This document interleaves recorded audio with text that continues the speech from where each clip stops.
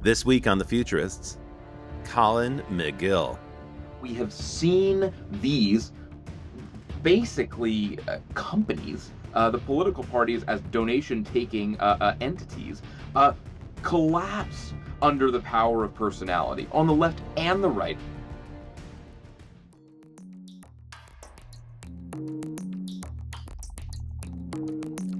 Hey there, welcome back to The Futurists. I'm Rob Tercek. I am the co-host of the program. My other co-host, Brett King, is traveling. Last time I spoke to him, he was scuba diving by Phi Phi Island off the coast of Thailand. Lucky guy. Meanwhile, I'm back at the shop, and I'm going to do an interview today that's going to touch on some of the turbulent political issues that are circulating from time to time. We delve into that topic. And we're going to return to a topic we've looked at in the past, which is decentralization and decentralized governance.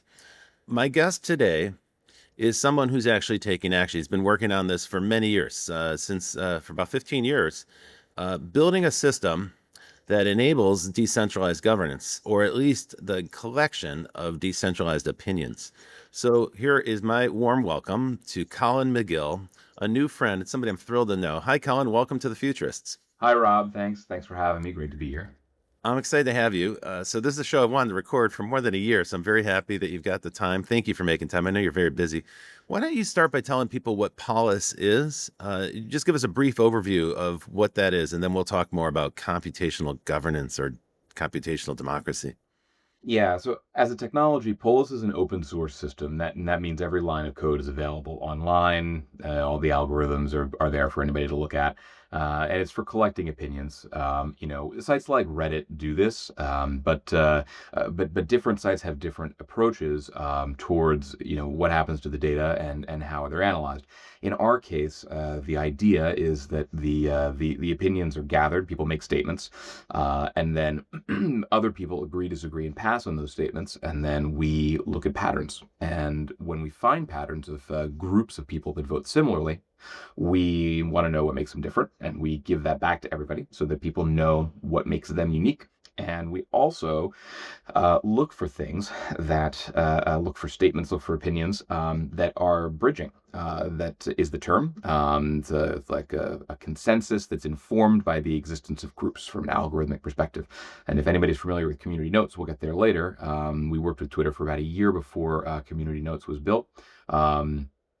And launched before the acquisition to build that. And so we can touch on a little bit about that maybe later on too. Okay, that's great. That's a good starting point. So for the folks who are listening, this is a way to find out what a great number of people are thinking. And Polis works at the scale of tens of thousands of people. Has it been deployed any larger than that? Yeah, it's been deployed into the tens of thousands of people in Europe, inside of political parties. Like in that case, it's like a membership of a party talking about what they think. Okay, so it's a way to kind of get the group. You can find out what's on the mind of the group. That's it. And we start out with a proposition, right? So someone says, should we do X, Y, X, or should we do Y? Or actually, would it be simpler to say, should we or do X or not? It's actually probably better to think about it as like, there's an issue, and, so you're going to ring the bell and you're going to say, what's everybody think about X? And so in this case, perhaps the best covered case was the case of Uber in Taiwan. What's everybody think about Uber coming into the country? And that was the most widely profiled case. There was it's a VC-backed startup. They are trying to move very quickly, and there's a national transportation infrastructure, and all the domestic taxi cabs have to pay taxes the international company doesn't have to pay. Insurance, regulations, all the rest of it. And so it was very controversial. Pricing and things can change overnight. So they wanted smart, fast regulation, and they used Polis to scale it up, get thousands of people in, find consensus, and it became law. And that was one of the most high-profile cases. So how did they start? Like, what question would you start with? Should we allow Uber in the country? Yeah, you should say. Yeah, that's a great one. That's a great framing. Or it was used in Hawaii after the fires, and you might say, an event has just occurred. What should happen? What has to happen next? What should happen next? Now that's a more open-ended question. So I thought Polis worked as a yes or no or pass, right? That you're answering on a phone, and it's basically a choice of A, B, or no answer. Yeah, great question. So Polis is initiated with a very open-ended prompt, and then once people come in, they begin submitting statements. So you can have tens of thousands of statements, and then each person submits their own take. They're writing just like they would online, and those statements go out randomly to everyone else one at a time, and then everyone agrees, disagrees, and passes on those statements. And so the idea then is that you have a lot of writing from the public and a lot of voting from the public, and you get a matrix. You get what everyone thought about what everyone said, and that's usually what's missing. You don't necessarily have any meaning of that particular pattern because it's complicated. You need some Right. statistics over top of it. So it's not a single question, it's thousands of responses to a Correct. single proposition. And then Correct. those thousands of responses cascade into many thousands of opinions about the responses. Millions of votes. Millions of Right. votes. Okay. So now we get to the computational part because Correct. for those who are interested in listening, you'll find information about Polis at compdemocracy.org. Correct. And comp democracy is short for computational democracy. So tell me about the computational part here. There obviously is a lot of number crunching going on because we just Love. talked about millions of intersecting conversations. And That's right. as it cascades, different opinions are ricocheting off of other opinions. So you start That's to get right. multiple cascading consequences. Okay, so That's now I start to understand the complexity of the problem. It's not just a yes or no statement. it's not just a yes or no statement, but in fact, but it's emergent. There's thousands, as you said, thousands of statements, and then millions of votes on those thousands of statements. That's right. But the substrate, so to speak, of everybody speaking, that everyone's voting on, that bit's emergent. That's like a survey created by the people taking it, is one way to think of it. So it can kind of go anywhere, and that's where Polis is a little bit freer on the citizen angle, on the bottom up angle. Right. Yes, that's true. Like most polling that at least Americans are familiar with Yep. is it's giving you a choice of chocolate, vanilla, or strawberry, Right. and it doesn't really allow you to offer black raspberry as an option. You can't come back with a third or fifth option if in a poll like that. That's By the right. way, this is used for political effect with push polling, where they That's write the questions in such a way where they can kind of predetermine the outcome. And a lot of Americans are not aware of that when they're participating in a poll. What they're really getting is a skewed system. It's not a neutral polling yeah. system. Here, what you're saying is there's actually, first, I can respond in a neutral fashion. It'll capture that. But if I have another opinion, if I've got a third option, I can propose that back to the system in the form of like basically a text message. So it's Yep. effectively like an That's right. SMS, That's 140 right. characters. That's right. That's right. It could be implemented as SMS. You could send text to people, and they could say one, two, or three for agree, disagree, or pass. That's correct. The whole system works with write, read, one, two, three. The whole system works on that, and I think that it's an important angle here to look at it from the political polling angle, because political polling globally is completely broken, and on one hand, and also the data's gone over the falls, right? We've seen that in the past few elections, and we've got terrible skewed results, and some, people being wildly wrong about the underlying fact. Yeah. People aren't picking up the phone, and they know, and they know that the data isn't being collected in a straightforward way, and they know they're tired of answering the same pollsters. So we have a major problem with political opinion and the way that it goes from what people feel about the country back into the political agenda setting. And that's really the motivation for the technology, is to put that agenda setting piece back into the public's hands. Another way to think of that is you're eliminating the middleman in the sense that, the way polling is done typically, sometimes a university or a news organization will commission a poll, and then there's a polling organization that constructs the poll, and they claim to be data scientists, and so they're going to try to do this as neutrally as they possibly can. But there are human beings involved, so naturally there's a human element that may or may not influence the outcome. We don't know. But then also on the receiving end, if you've received one of those political polls, it's usually a telephone survey. It usually takes 45 minutes, which these days is an awfully big ask. 45 minutes. And so you can tell there's someone, a low-paid worker is reading a bunch of questions off of a piece of paper, and it's kind of a painful process, I would say. So you have a lot of people who don't want to participate in a poll. They don't have the time to do it, or they drop off halfway through because it's like, wow, this is way too long. I would have answered two questions, but I'm not going to sit there for 45 minutes and answer all No. these questions. And they never seem to end. So As a result, you have relatively low participation rates, at least in the United States. Right. And then the people who do participate, they might be highly motivated because they care about that issue, so they're going to stay on the line. So you might not get a representative sample of people finishing the poll. And then there's the construction of the poll itself, which may or may not be entirely neutral. So you might be getting results that are skewed by the nature of the questions that are being asked. Yeah. I mean, these are all factors involved in it. The result has been in the last 4 national elections, polls have gotten increasingly unpredictable and unreliable. So they're failing in their forecasting methodology. What you're proposing at least is going to give us a better insight into what people are thinking because it's a much broader and faster process That's and right. entirely voluntary. It's entirely participatory. It's not required to complete it. You know, you could be a part of a Polis survey and answer 5 questions and say, okay, I'm done. I don't have time anymore. I'm out of Right. this. And they still get some value Five or from it. 500. Yeah. Tell me how that works. Does this become a thing that ends up like consuming your life if it's a really controversial subject? Well, we have seen people vote on 600, 700 statements. And I think that, one of the reasons that people are interested and willing to kind of give data is in part because they can stop whenever they want. So we do see people, but vote, and just a few times. But we actually generally have an average of like 100 votes. And that's really high for participation Yeah. rates, without any other incentive other than the main incentive, which is there's no secret. The stuff that we do as a nonprofit is oriented to connect the opinions of people to power. And then when people see that there's a different process and it's open data or it's open algorithm and it's going to be received by someone in power and they see themselves reflected in it, then we're into a more transparent process which approaches deliberation or is deliberation of a kind online in the democratic sense. And that's something that we're really proud of. That when people show up, that they want to be there, and that's something that's a high bar to say for public opinion anywhere right now, and we've attained that.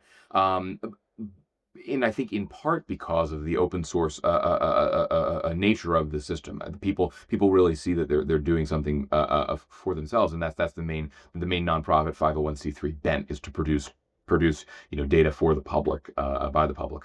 Right. So your organization is not pushing any kind of agenda. You're simply making the tool available. And then some other organization would say, oh, we want to apply that to this particular issue with this particular group of people. Yeah. And so then they can freely download from GitHub the software, Yeah. and they can run this themselves. You're not involved in the actual operation of the poll. Now, I have a few questions about how that works. Can I ask you a little bit about like basically what do you get? Like if I'm a user, the folks in Taiwan that did this, the folks in Sweden that used it, Sure. do they need to cut a deal with your organization, or can they simply go to GitHub and get the software? In fact, Taiwan runs their own node of the software, and Finland runs their own node of the software. The UK has inside the government for internal conversations and public facing conversations, large scale, ethnographies and things that they're doing like that. They run their own version of the software. So multiple national governments run the software themselves, and the public then controls the data, and the public controls the process. And So it's actually the national government that is operating in this, those three cases, yeah, to pick up on those examples, they do typically running the or it could software. be a political party, right? You mentioned in Sweden a political party. Yeah, Is yeah, there any yeah. grassroots organization using it? Is there any like nonprofit or NGO type of organization that uses it? Definitely, Okay. academics and nonprofits all over the world. Yeah. Okay, so it's available to anyone that wants to that wants to survey a large number of people. Correct. It's free. It's free to log in. It's pol.is, and you can log in and get started. And it's about 3 clicks. Okay. And Yeah. then what's in the box? So let's say I go to GitHub and I Yeah. download this because I'm politically motivated and I want to get the survey and I want to get the opinion of a large number of people. Right. Well, What? you would probably go to pol.is because it's the same software, and it's the nonprofit hosted for free for everybody to use, and it's not a trivial system to put up on the internet. So the national Okay, government. so I don't even have to know how, I don't have to set up a server. I can actually run this off of pol.is and I can, Pol.is is where you would go if you were going to do this. Yeah, that's right. and then the next step for me would be to go solicit a lot of people to sign up for this, basically opt in. Correct. So if you have a membership-driven organization like a union, for instance, and you wanted to talk to the membership, this is something that's been done as that's the kind of organization that would show up, poll membership and things like that. That's or March On, for instance, was the women's march. Did one in the States with thousands and thousands of women, thousands and thousands of perspectives. That's the kind of thing that a membership driven organization that would use it in that sense. If you aren't perhaps a town.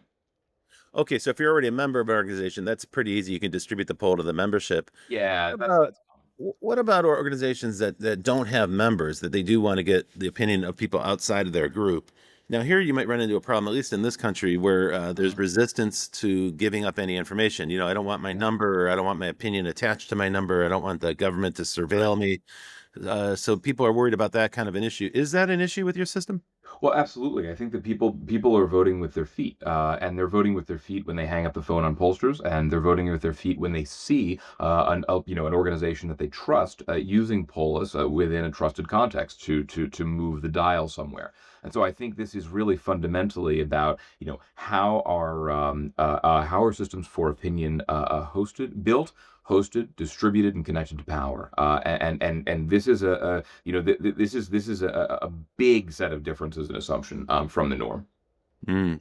And is there a database that records all my yes and no's and my opinions? So somewhere that information is recorded. That's right. If you were voting in the United Kingdom on their national instance as a citizen who was being approached by Policy Lab, the collective intelligence unit there, you would be, your data would be stored there. If you were voting on Polis, the main instance, then your data would be stored with the Computational Democracy Project in the cloud.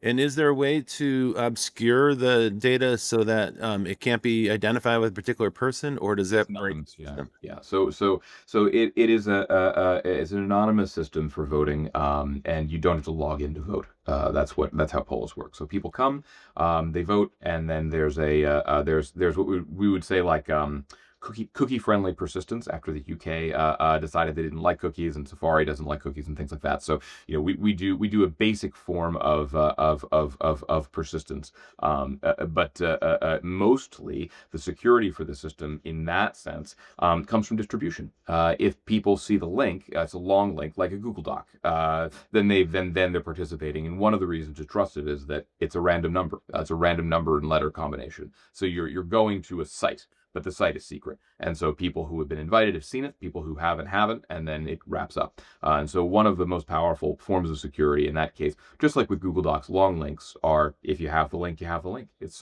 somehow you found the site, somehow you saw the site, it was distributed through an email or it was distributed on a local news site, and the people that showed up saw it, and then efforts are made generally in more rigorous campaigns that use Polis to go out and make sure it's demographically balanced and invite people. One of the nice things is that you actually get some organic spread if it's going out to the public and it's something that people recognize as a social good.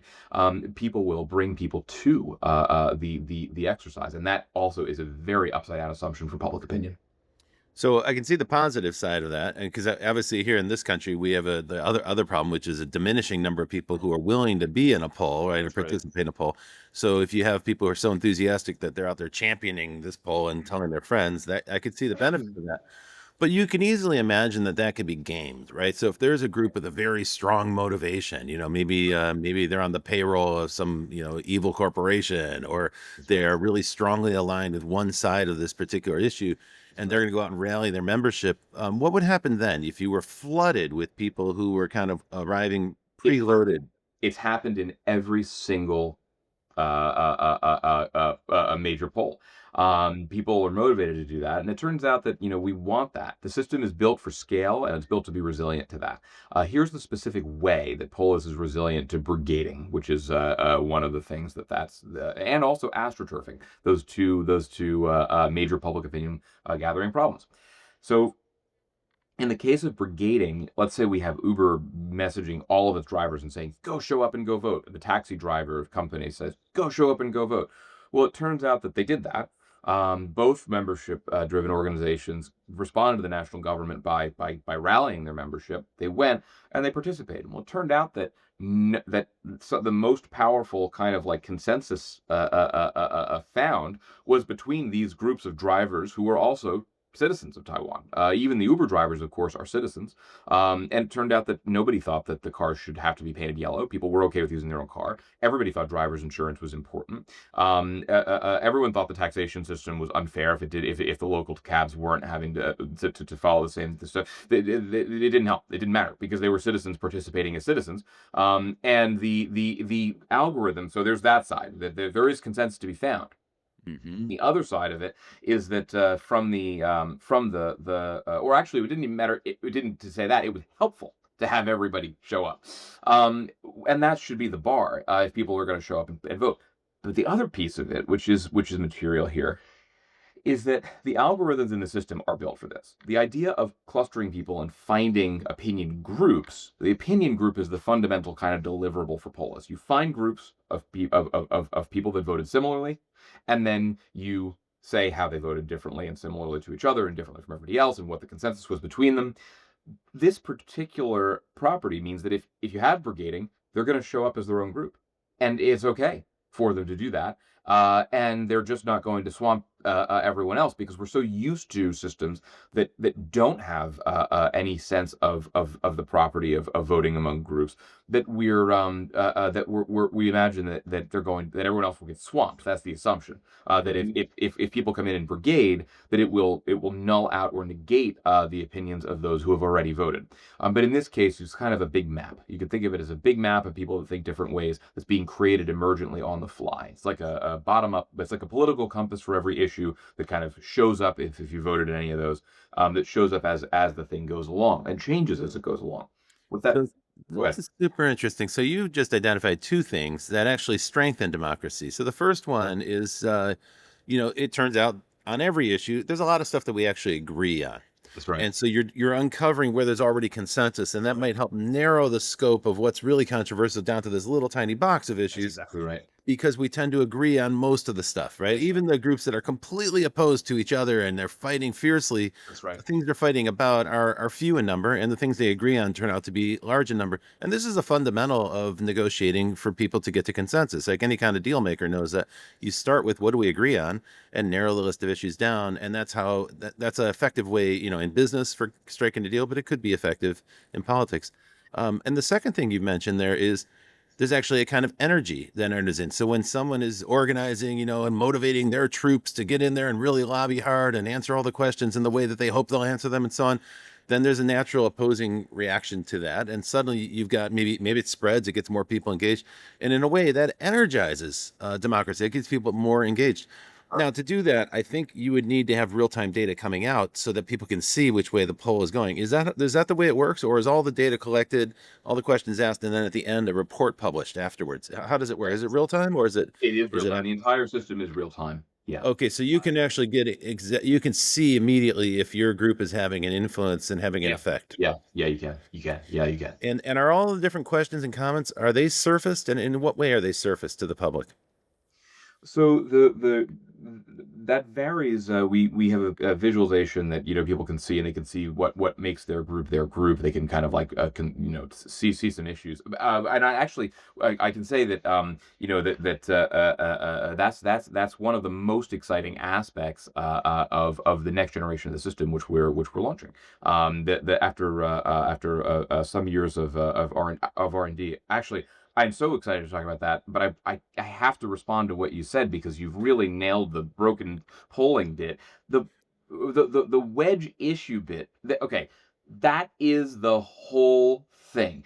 We do have a lot of consensus. Things like universal background checks, for instance. It's polling at 88, 92%. Everybody wants it. Well, universal background checks aren't helpful for political parties to market, and it's exactly as you said. So people advertise on the wedge issues. They advertise on the most divisive, most hurtful, most obscure actually thing they find, and they put up on a billboard. In fact, they know the consensus exists. They throw it away. They stay silent about it because it's not useful for them to gain power. And political parties have done this to the public. Right. It's fueled by billions of dollars of advertising. And both political parties do it. They do it in targeted ways, and it's awful. It's awful for democracy, and it's awful for the public. And the parties are Right, right. You hear about politicians complaining that people are so divided and sort right. of pining for the days when everyone got along, when in That's fact the right. political machine is the one that's driving the wedge issue and dividing it. The political machine is the one that is driving the wedge issues. They have discarded the consensus that exists, and with it, they have damaged American identity. And it's a specific action that they've taken based on the marketing needs of modern campaigning. Well, the conversation is getting really good, but it is time for us to take our mandatory break. So we're going to take a little break. We'll be back in just a minute. Folks, keep listening. You're listening to The Futurists. I'm Rob Tercek, and my guest is Colin Megill of Polis. We'll be back just after this. Hey, welcome back to The Futurists. I'm Rob Tercek, and my guest this week is Colin Megill, who's been running this super interesting open source project. It's called Polis or Polis, and I keep saying it one way and he says it the other, but we're both right. So there you go, Right consensus. on, Rob. So we right before the break, we got to a very exciting part, which is this notion that the political machine is driving wedge issues in order to energize the public and get people to identify with a particular group. But in the process, what they're doing is demolishing that sense of goodwill and that sense of trust that people have. Even if we vote differently, we're all still, a part of the same country and so on. It's effectively what wedge issues do then is they give you an incentive to demolish consensus. They give you an incentive to demolish the governance structure and find some way around it. They get people so energized. And we seem to be living through a moment of that in the United States. Let me take the conversation back to the origin story. So my understanding, I might not have this right, but my understanding is that the origin of this initiative is back in around 2010, 2011, when we had the Arab Spring and concurrently the Occupy Wall Street movement. And people tend to forget that those two things happened simultaneously. But I remember very clearly, I was talking to the folks at Occupy in New York, and they were in direct communication with the people in Tahrir Square in Egypt, and they were coordinating their activities but very lightly. Like these were truly decentralized, leaderless movements. They didn't have a charismatic political figure who was telling them what to do. It was all about consensus. It was all about group decision making and so forth. Tell me about that moment in time and what inspired the origin of this program.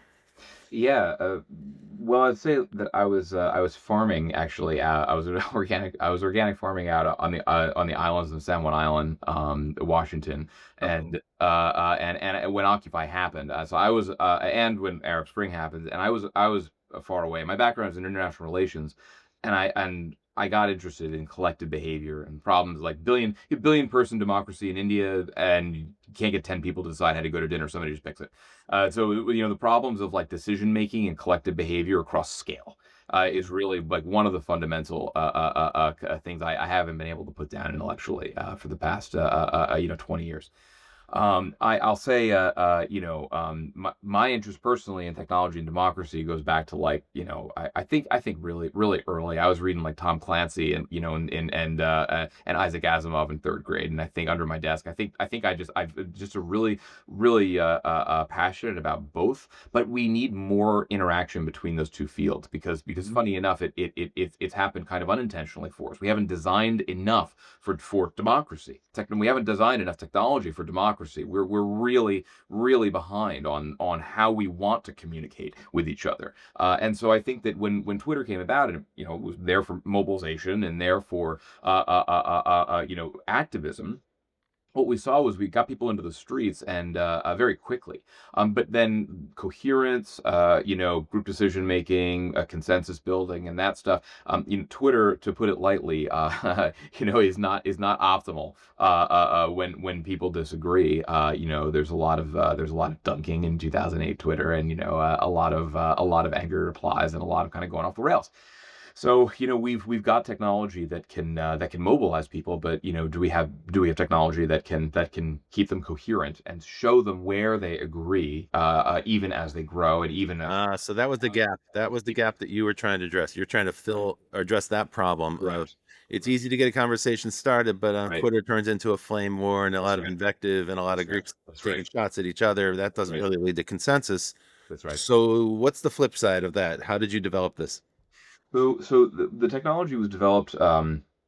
There was a startup, so there was a foundational a team that designed and built it as a for-profit startup that was socially motivated in Seattle, and we worked on it and found the social purpose in Taiwan. They picked it up, they used it nationally. A law was created, and so we open sourced it. That we talked to them about it.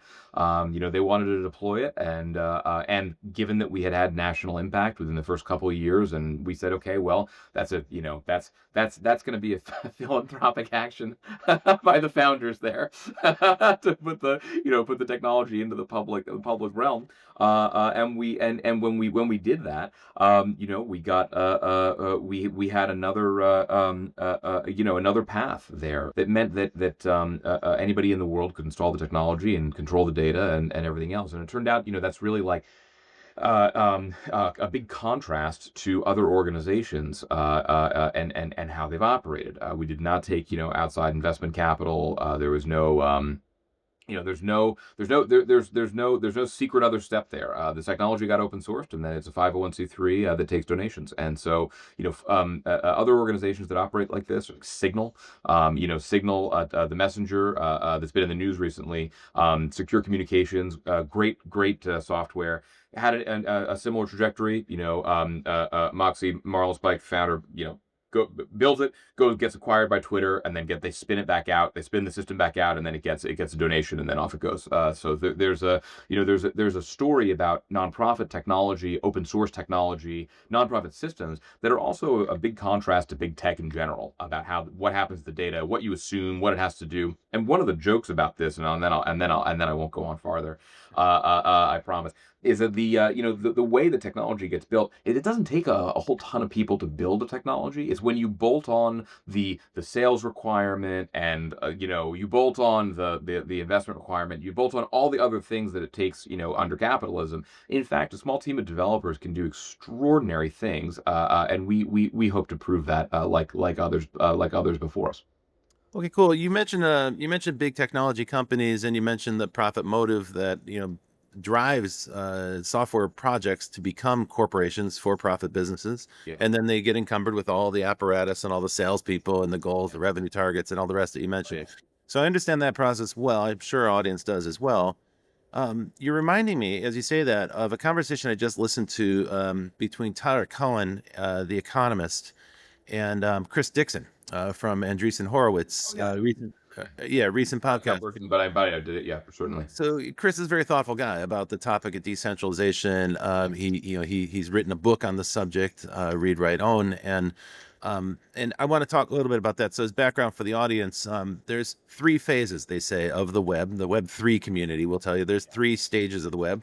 The first is the one you may remember from the 1990s, where it was all do it yourself, and it was very decentralized in the sense that people could put up their own web page wherever they wanted as long as they had a server. And then somewhere around the 2000s, after the dot-com bubble burst, we saw Web 2 emerge, which was highly centralized. And that happened simultaneously with the rollout of rich media, things like YouTube, which is very expensive to stream and very expensive to host. So centralization offered some advantages. Or social media, which requires some complex technology. And again, it's a big hosting problem, there's a big data problem, and advertising behind that.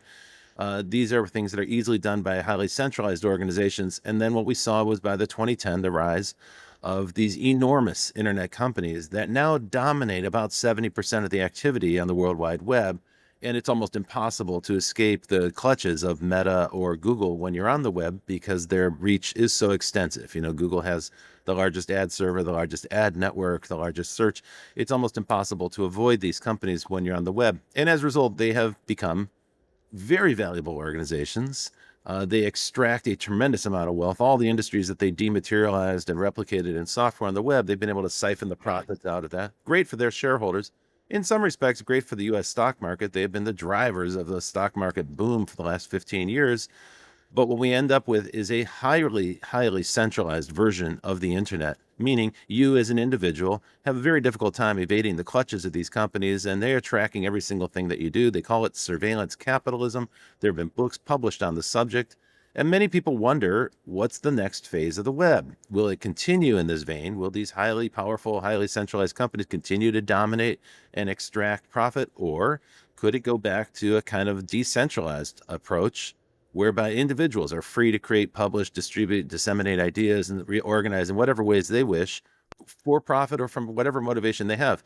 And this is the subject that Chris Dixon's very focused on at Andreessen Horowitz. He's focused on their Web3 investments. Web3 is kind of geek speak for decentralized internet, and now they tend to focus on blockchain. So when you talk to folks in the Web3 community, they believe that blockchain is a decentralized consensus mechanism. Now, I notice, Colin, you're not using blockchain and you never refer to blockchain or Web3. Can you help me understand the distinction? Is there one? Do you fit into that Web3 context?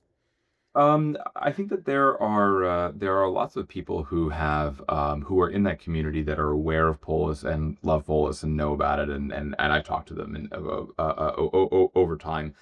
I don't personally identify specifically with well, I would say, like, as somebody interested in those in those technologies specifically. Like, I've never I've never found the blockchain narrative compelling as a as a database technology. I think that it's finding a home in, in payments and things like that. I suppose for something, stable coins and remittances, and there's a number of other places where it's trying to find a niche. But I think that the overarching narrative, I think the things that I do identify with it there are decentralization, open data, and open source, and things like that, which are, for instance, I would say the contrast between Twitter and Blue Sky. Blue Sky is attempting to put together a protocol, the AT protocol. They're trying to stick with open data. They've got all their data available. You can actually download every post on Blue Sky historically. That's an extraordinary public good that the company has done and has given people their data back to them. And so I think that in the broader, so I would say, for me, not blockchain specifically, though I would say that there are particular algorithmic, like, advancements, like in ZK is a particular technology that has implications for identity that are very, very powerful. And so I think that my answer is probably much too detailed. So I'll try again and start again here. Okay. But you don't rely on blockchain. No, not Okay. not at all. No, no. Okay, but which is interesting because there's a computational cost to blockchain which you avoid, so that's one Right, thing. Your project right. is a little more lightweight. But it also says to me, and one of the things I'm gleaning here in this conversation today is that there is an element of centralization in what you're doing because generally someone decides to run a survey through Polis and someone decides what to do with the results that come back. And that someone is usually a group or organization that has a political motivation. So, in a sense, it's not so much about decentralizing governance. It's more about getting the sense of, like, what a large number of people think about an issue, and then a group of people are going to make a decision informed by all that information. I mean, is that an accurate statement? It sounds like the things you're talking about are governments that are trying to get consensus for laws they should pass. What kind of laws should it be? Red, green, or blue? They can Right. get that feedback, but they're not asking the citizens to govern themselves.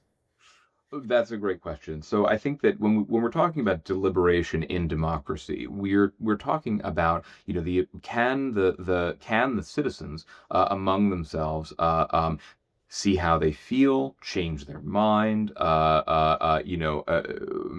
map out the state of play, and things have gotten really fast and really confused. And so deliberation itself, I would say, is something that we should invest in. And I think that, if we contrast the decentralized technologies like Blue Sky and the way that they're trying to approach that, for instance, with Twitter, and said, I think people really would have been better off if Twitter had been an open protocol, had been, which was Jack's apparently original vision, which is why he went to Blue Sky, and then he's trying stuff in the crypto space. But here's the point that I'll make: we can draw a line straight through those three technologies. Jack was pinnacle of Web 2.0, centralized big tech with Twitter.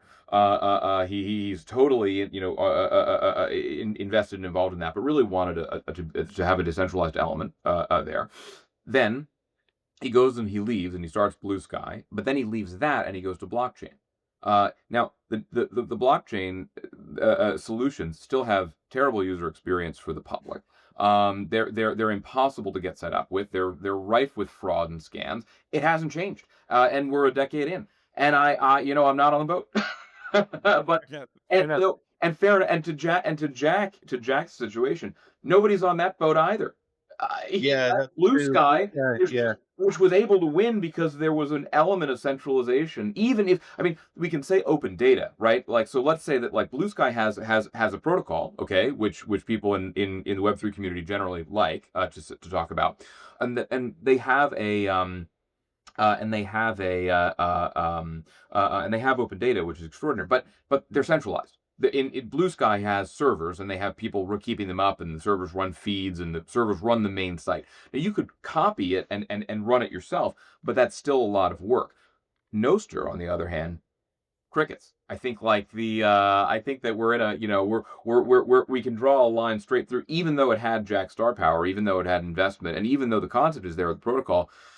These things have performance implications. To go to that decentralized technology has user experience and performance implications that the public isn't willing to go down. And so I think that it's important that the transparency element and the is a very important assumption of the next generation of, like, we would call it like pro-social technology, or public interest technology, or things like that. I think I might use a different word than that because of the different language.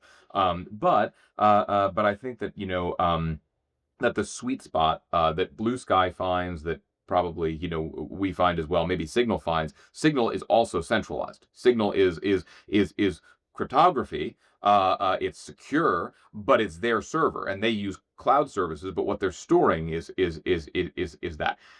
Signal, even though it's very powerful security, is still a nonprofit that runs it, and things like that. And so, there is an interest, and I'll end here. I'll just wrap up by saying there is an interest in the community that wants to run organizations in a decentralized way, of using Polis for that. And I think that that's a really interesting use case. And so I think that's really, they're really experimental crowd. And so decentralized governance versus centralized governance is I think a different problem than having a healthy public able to deliberate with itself, and having that public have a different relationship with power, and have a different representation, different assumptions about represent government. Sorry, I wasn't done. I have one more thing. Go ahead. Back to you.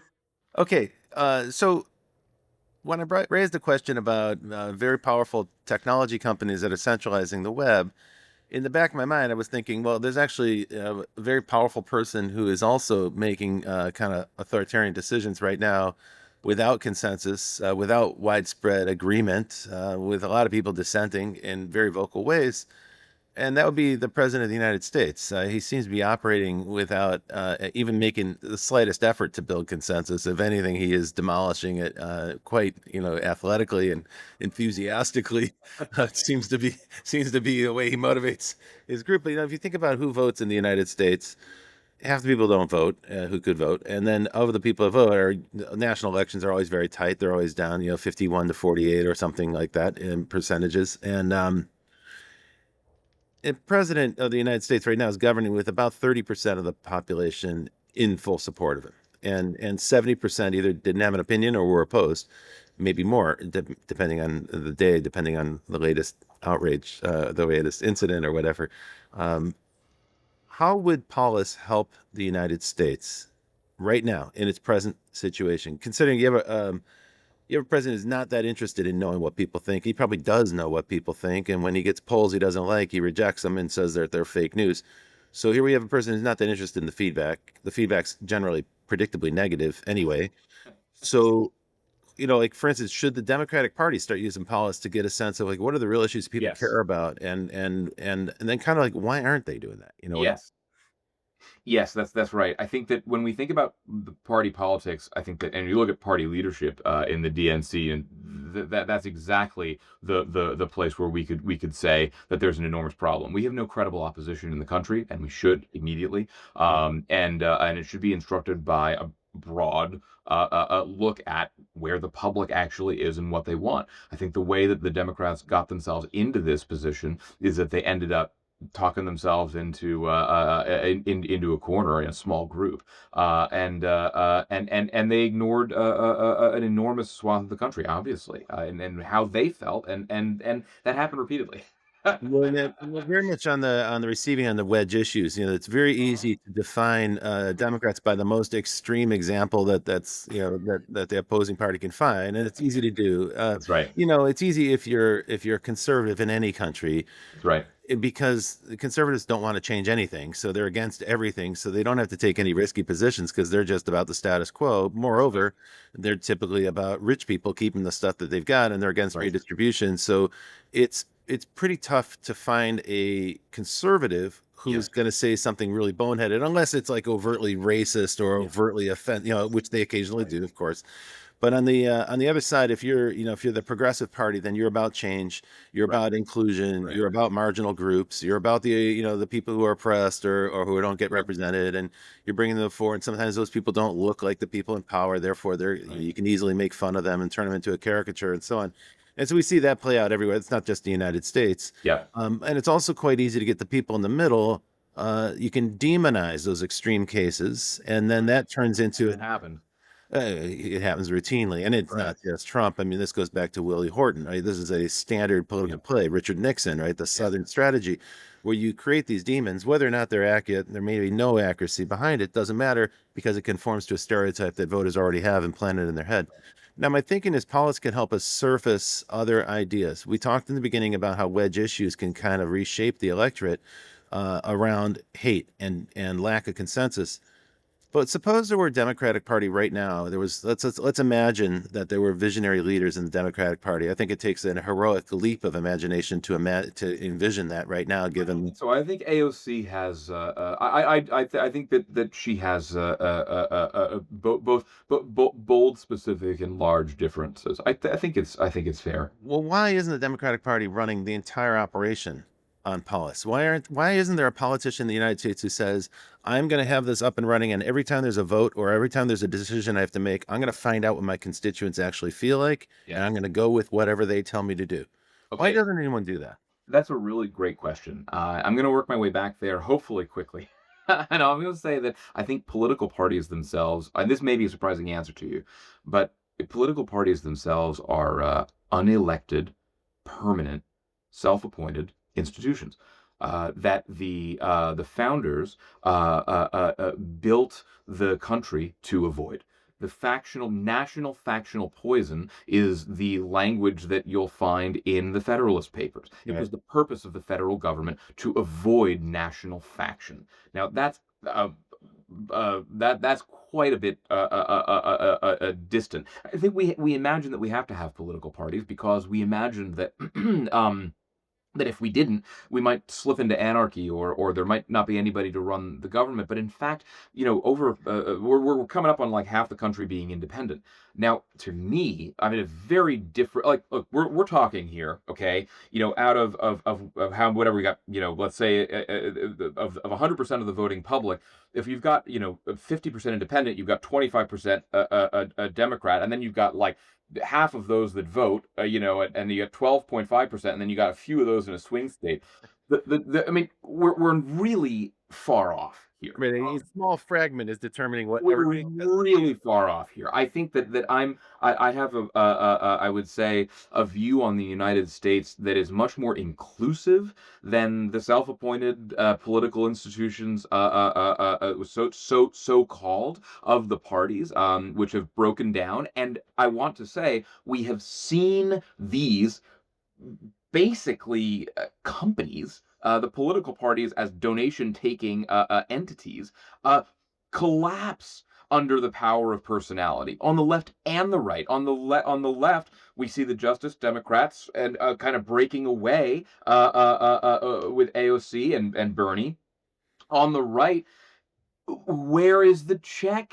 And so, in each of these cases, the parties are not fulfilling their self check function. They're not bringing in extreme members. They failed.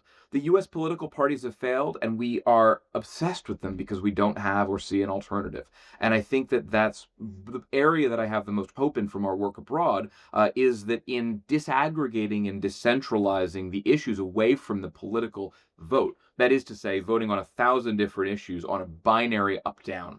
where we see that we can take Uber with thousands of people, thousands of votes, millions of votes, thousands of statements. When we have those kinds of numbers on just one issue, and the public is really engaged, then we're actually dealing with things, maybe with those in power, maybe it's the SEC or the FCC or whoever else is going to receive, public input or to interact with people, that there's a really different vision of how the public interacts with power. The public right now really is frustrated and hammering a button, and I think Trump was a protest vote against a political institutions of the parties when he won the first time, and I think it was, and he was as surprised that, I think, as anybody else, that people cast that many protest votes against the existing incumbent parties and political families, etc. But they did, and so I think that if we can imagine the 50% of independents in the country mapping out where they were, and then beginning to guide the rest of the population, I think would be closer to the kind of inverted or upside down kind of view on political parties that I have, but I also think that the founders of the country had. So back to my question. Why isn't there a politician, perhaps a progressive politician, saying, I will do whatever the Polis results tell me that my constituents demand? Right. So I think that there's a calculus when we've talked to political officials and I've had conversations with people in government, and those who are the math of electoral politics in the U.S. is just really simple, or at least it has been. And so I would say that you're bringing this up at a particular moment in U.S. history, where the electoral math, of things tipping one way or then the other, or finding the wedge issue and saying, well, can this help me identify the wedge issue? Oh, it's focusing on consensus. That's not what we do. It's a sad but true answer from the from politicians, and we really So want in to. other words, Polis doesn't solve a problem for political parties in the United States. Polis does not solve a problem for electeds. Right. It solves a problem for the public itself. And the public itself wants to represent itself.